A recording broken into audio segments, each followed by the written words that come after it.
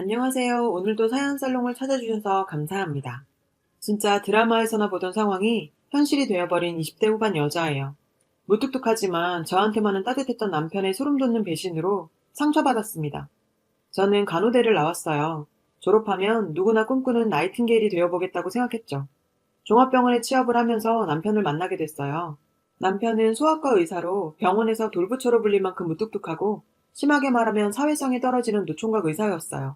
그래서 소아과 간호사로 가면 속 답답해 죽는다는 소문이 돌 만큼 우리 병원 간호사들의 기피과 중 하나였는데 갓 들어온 병아리 간호사에게는 선택권이란 있을 수가 없었고 악명 높은 소아과로 배치됐죠. 남편과의 첫 만남은 정말 아무리 짜도 물 한 방울 나오지 않을 만큼 무미건조했어요. 첫 직장에서 굳이 따지자면 상사라고 할 수 있는 남편에게 저는 최대한 밝은 모습으로 인사했습니다.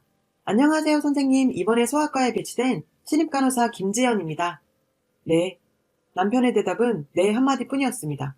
그렇게 시작된 소아과 생활은 정말 하루하루가 어떻게 가는지 모를 정도로 바빴고 누구나 겪는 신입 간호사에 대한 괴롭힘으로 힘든 나날을 보내고 있었습니다. 그리고 정말 남편은 소문대로 돌부처 그 자체였어요. 네, 아니요. 뭐뭐 하세요. 남편에게 2달간 들은 단어의 대부분이 저 3개였고 남편과 30초 이상 대화해 본 적이 없을 정도였으니까요. 그렇게 서먹한 관계로 지내던 어느 날 스케줄 전달을 하기 위해 남편의 진료실로 들어갔는데 정말 그 돌부처로 불리는 인간이 맞나? 싶을 정도로 낚시 영상을 보면서 해맑게 웃고 있더라고요. 저는 작은 낚시터를 운영하는 집안의 맏딸로 어릴 때부터 낚시터에 오는 아저씨들에게 훈수를 둘 만큼 낚시라면 빠삭한, 어쩌면 그쪽에서 보기 드문 여자였죠. 저는 그 모습에 용기 내서 한마디 거들었어요. 선생님, 보시는 영상의 방법보다는 이렇게 하는 게 민물낚시에는 좀 더 나아요. 지연 씨가 그걸 어떻게 알아요? 아, 저희 아버지가 낚시터를 하시거든요. 그래서 어릴 때부터 낚시터에 살아서 좀 알아요. 뭐 모르는 거 있으면 물어보시면 제가 아는 한 알려드릴게요. 그렇게 남편과 처음으로 여러 단어가 섞인 대화를 나눈 이후 남편은 심심하면 저를 불러서 낚시 이야기를 물어봤고 쉬는 날도 같이 맞춰서 같이 낚시를 가기도 할 만큼 저희는 낚시를 주제로 급격히 친해지게 되었습니다. 하지만 마냥 좋다고만 할 수 있는 일은 아니었어요. 병원에서 신입 간호사가 병원 오자마자 꼬리쳐서 의사 꼬신다고 소문이 났고 선배 간호사들은 그 모습을 난이 꼽게 여겨 괴롭힘이 점점 심해졌어요. 정말 간호사를 그만하고 싶을 만큼 힘들었습니다. 그 후에도 선배들의 괴롭힘은 계속되었어요. 선배들은 자신이 할 일들을 저에게 맡겨놓고 제대로 못했다며 저를 간호사실로 불러서 괴롭히기도 했죠. 야, 정신머리 놨어? 간호사가 장난처럼 보여? 그래, 그래. 신입 주제에 의사 꼬신다고 바쁘겠지. 병원 오자마자 여우처럼 꼬리나 치고 다니니 이런 실수를 하지. 야, 네가 아무리 그래봐라. 의사들이 간호사를 진짜 사랑할 수 있나? 그래, 그것도 신입이 꿀 수 있는 꿈이긴 하다. 저는 아무 말도 변명도 못하고 억울해서 눈물이 뚝뚝 떨어지더라고요. 그때 간호사실 문이 열리더니 남편이 들어왔어요.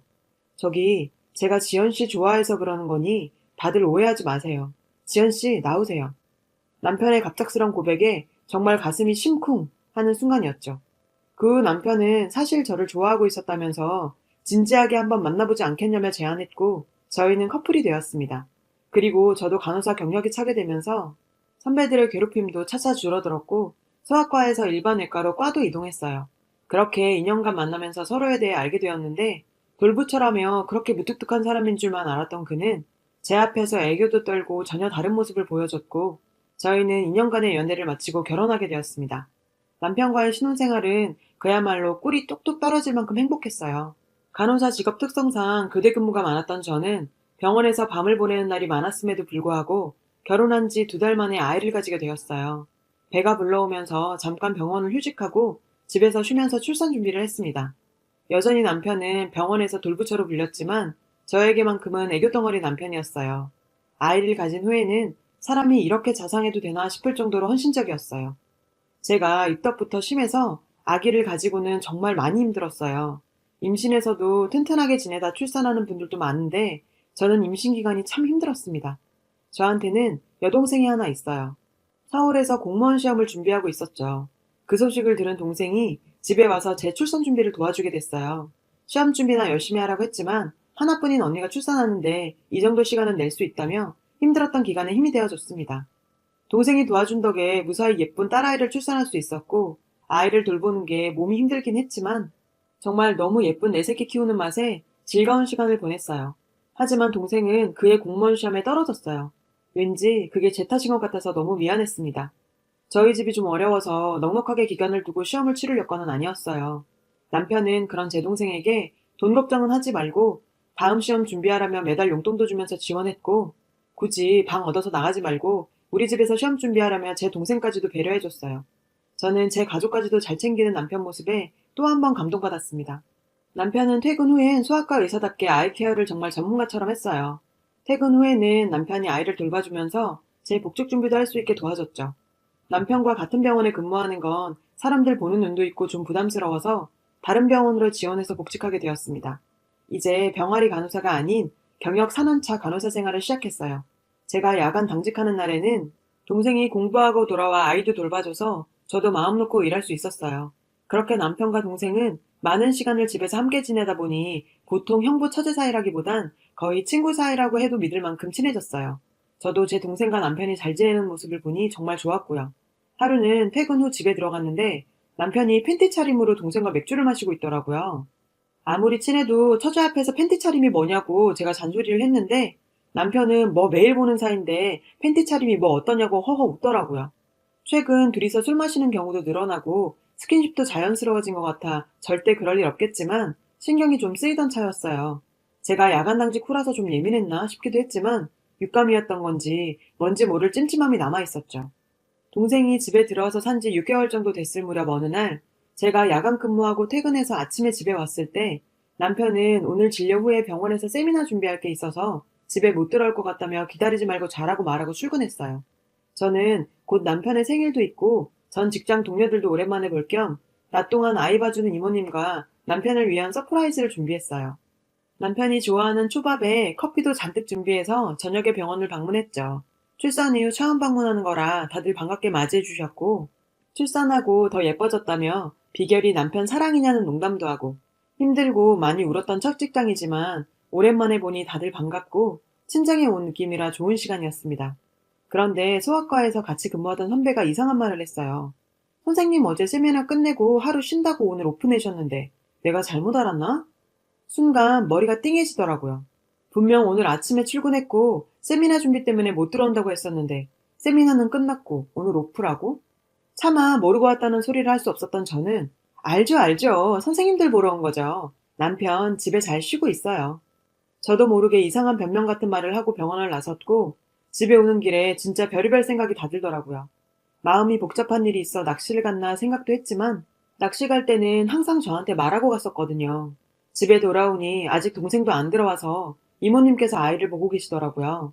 일단 이모님을 빨리 퇴근시켜드렸고 동생한테 전화하니 통화가 되지 않아서 걱정하며 기다렸어요. 결국 둘 다 그날 집에 들어오지 않았어요. 제 이상한 기분들은 자꾸 무언가를 의심하게 만들더라고요. 절대 그럴 일 없을 텐데 그런 의심을 하는 제 자신이 한심하기도 했지만 의심이 되는 건 풀어야죠. 다음날 티내지 않고 남편에게 전화했어요. 자기 어제 세미나 준비 잘했어? 병원에서 하루 종일 있는다고 고생했네. 집에 초밥 만들어놨으니 먹고 쉬어. 응, 어제 세미나 준비 잘 끝냈어. 오랜만에 세미나 준비하니까 피곤하더라. 퇴근하고 봐. 너무 아무렇지도 않게 거짓말하는 남편의 모습에 저는 굳이 열려고 하지 않았던 판도라의 상자를 열 수밖에 없었습니다. 남편 차의 블랙박스를 확인했는데 남편이 정차하고 누군가를 기다리고 있었고 잠시 뒤 여자가 차에 탔는데요. 바로 제 동생이었어요. 그 둘은 어디론가 가고 있었고 그 둘의 대화는 제 귀를 의심하게 할 만큼 충격적이었습니다. 형부, 언니한테는 뭐라고 하고 나왔어요? 세미나 준비한다고 했지 뭐. 걱정하지 마. 네 언니 그런 걸로 의심 안 해. 아, 빨리 받아보고 싶다. 형부 속쪄서 자고 갈 거죠? 응, 오늘 병원서 밤샌다고 했으니까 자고 들어가도 괜찮아. 오늘 밤에 각오해. 아, 뭐야 형부, 웅큼하게. 도대체 이게 무슨 소린지, 속초는 뭐고 자고 가는 건 또 무슨 소리지? 왜 나한테 말도 없이 내 동생이랑 속초를 간 건지, 내가 모르는 사이에 둘 사이에 무슨 일이 있었던 건지 정말 보고도 믿을 수가 없었어요. 블랙박스에는 팔짱을 끼고 호텔로 함께 들어가는 둘의 모습도 찍혀 있었고 그걸 보는데 손이 덜덜 떨리고 정신을 놓을 지경이었습니다. 도대체 둘이 어떻게 이런 상황까지 온 건지 결국 집 거실에 설치된 아이 확인용 CCTV까지 돌려보게 됐죠. 아마 그동안 제 스스로 믿고 싶지 않아서 확인하고 싶지 않아서 안 돌려본 건지도 모르겠습니다. 둘은 제가 야간 근무 때마다 거실에서 술을 마시면서 놀고 있었고 점차 최근으로 올수록 스킨십 강도는 진해지더니 심지어 거실에서 성공회까지 가지고 있더군요. 옆방에선 우리 아이가 자고 있었을 텐데 말이에요. 어떤 생각도 들지 않았어요. 아무것도 모르고 해맑게 웃고 있는 우리 딸을 보자 눈물이 왈칵 쏟아졌고 아이를 안고 한참 울고 나니 오히려 마음이 편해지더라고요. 저를 농락한 이 년놈들을 용서할 수가 없었습니다. 한 3, 4일 정도 지났을까요? 제가 야간 근무인 날 병가를 내고 집으로 갔고 여전히 남편은 속옷 차림으로 제 동생과 TV를 보고 있더라고요. 갑작스런 저의 귀가에 둘은 놀란 눈치였고 마치 불륜 현장이라도 들킨 양 옷을 주섬주섬 주워 입더라고요. 언니, 오늘 야간 근무 아니야? 왜 이 시간에 집에? 마치 못 볼 거라도 본 듯한 동생의 반응에 저는 동생의 귀싸대기를 때려버렸어요. 남편은 저보고 왜 이러냐며 처제가 뭐 잘못한 거 있느냐며 깜짝 놀라서 저를 막았어요. 야, 이 개새야. 너는 세미나 준비한다는 놈이 전현하고 속초를 놀러 가냐? 언제까지 내가 바보처럼 모를 거라고 생각했니? 아니, 그게 아니라 처제가 시험도 다가오고 마음도 싱숭생숭하다고 해서 바람 쐬주러 간 거지. 딴에는 그 순간에도 변명거리를 찾아서 주절되는 남편의 모습이 가증스럽더라고요. 끝까지 변명을 해대는구나. 너는 처제가 마음이 싱숭생숭하면 같이 놀러가서 호텔 가냐? 아주 팔짱 끼고 난리도 아니더만. 너희 여기 거실에 CCTV 있는 거 모르니? 둘 다 바보야? 너희가 거실에서 무슨 짓을 한지 여기 다 찍혀 있어. 그거 알아? 너희가 더 잘할 텐데. 그제야 모든 상황이 파악한 듯한 동생은 모든 걸 제 남편 탓을 하기 시작했어요. 언니, 그게 아니라 형부가 그런 거야. 나는 그럴 생각 없었어. 형부가 자꾸 용돈 주면서 언니한테 말하지 말고 성룡만 같이 풀자고 그래서 술결에 나도 모르게 그런 것 뿐이야. 처제, 그게 무슨 말이야. 처제가 먼저 요즘 적적하다며 술 마시자고 했잖아. 용돈 달라고 저녁마다 야한 옷 입고 꼬실 게 누군데 그걸 나한테 덮어씌워? 저를 앞에 두고 둘은 서로 싸우기 시작했어요. 정말 바닥을 보여주더군요. 그 모습을 더 보는 건 참 세상 기막히고 역겨워서 일단 두 인간 모두 집에서 내쫓아버렸어요. 남편은 자기가 순간 눈이 돈 것 같다면서 아이를 봐서라도 한 번만 용서해달라면서 집 현관 앞에서 무릎 꿇고 용서를 빌었지만 자기 딸을 바로 옆방에 재워두고 처제와 그 짓거리를 한 남편과는 아이를 봐서라도 저런 인간과 더 이상 살면 안 된다는 생각이 들었어요. 이혼 소송 준비를 했습니다. 동생에게는 상간녀 위자료 소송을 걸었어요. 이런 와중에 제가 더 상처받고 기가 막힌 건 친정 부모님의 태도였습니다. 동생을 불륜 상간녀로 만들고 싶냐며 네가 언니로서 용서를 하라더군요. 오히려 저에게 독한 년이라면서 소송을 취하할 것을 요구했어요. 제 입장에선 지금 지 언니 남편이랑 노란한 년을 간통죄가 없어져서 감옥에 못 집어넣는 게 아쉬운데 부모라는 인간들이 하는 소리가 언니로서 봐줘라. 정말 내 부모니까 조금 남아있던 온갖 정이 다 떨어지면서 부모님 얼굴 꼴도 보기가 싫어졌어요. 저 맞이랍시고 대학 다닐 때부터 알바하면서 학비 충당했고 친정에 생활비며 용돈, 동생 학원비까지 다 지원하며 살아왔는데 막상 이런 일 터지니 제 상처를 보듬어줄 생각은 안 하고 네가 언니니까. 평생 부모가 저런 식이었으니 제 삶이 책임감으로만 가득했나 봐요. 그때 깨달았죠. 다 필요 없는 거였어요. 모든 지원을 중단하고 부모님의 연락도 끊었죠. 그제야 친정엄마는 갑자기 생활비를 끊으면 우리가 어떻게 생활하느냐며 동생 공무원 시험이고 뭐고 머리 빡빡 밀어서 집에 가둬놨다고 제발 위자료 소송이라도 취하해달라면서 이제 와서 싹싹 빌더라고요. 호의가 계속되니 걸린 줄 아는 건 나를 낳은 부모라도 같았나 봅니다. 저는 용서라는 그걸 할 만큼 마음의 상처가 치유되지 않을 것 같아요. 결국 동생은 공무원 시험 포기하고 제 위자료 갚기 위해 공장에 다니고 있어요. 남편은 지금 살고 있는 집을 주기로 했고 아기 양육비와 생활비를 매달 지원하기로 했습니다. 병원에선 처제와 바람나서 저와 이혼했다는 사실이 소문나면서 돌부처가 타락했다며 사람들이 입방하여 오르내렸죠. 제가 죽이지 않아도 사람들이 그렇게 사회에서 매장시키는 모습을 보니 통쾌하기까지 했어요. 안 그래도 사람들과 부침성이 없었던 사람이라 결국 병원을 그만두고 지방으로 내려갔어요. 그렇게 사랑하고 믿었던 인간들의 배신으로 제 인생은 정말 혼돈의 시간을 보냈어요. 그렇게 시간은 흐르고 다 잊고 살 수는 없겠지만 지난 일들 돌이켜볼 여유는 생긴 것 같아요. 나쁜 일을 하고도 자기가 떳떳한 것 마냥 잘 사는 사람들도 있겠지만 남편과 동생을 보면 인생이란 게 다 불공평하지만은 않은 것 같네요. 인과응보죠 뭐. 딸과 둘이 사는 세상이 쉽지만은 않습니다. 그래도 참 행복하다는 생각이 듭니다. 매일 커가는 예쁜 딸이 방긋 웃는 모습을 보면 하루의 피로도 풀려버리네요. 두서없이 써내려간 글이지만 격려와 용기를 주셨으면 합니다. 읽어주셔서 감사합니다. 여러분, 사연 댓글에 응원과 현명한 조언 부탁드려요. 좋아요와 구독은 저에게 큰 힘이 됩니다. 오늘도 좋은 일 가득하세요.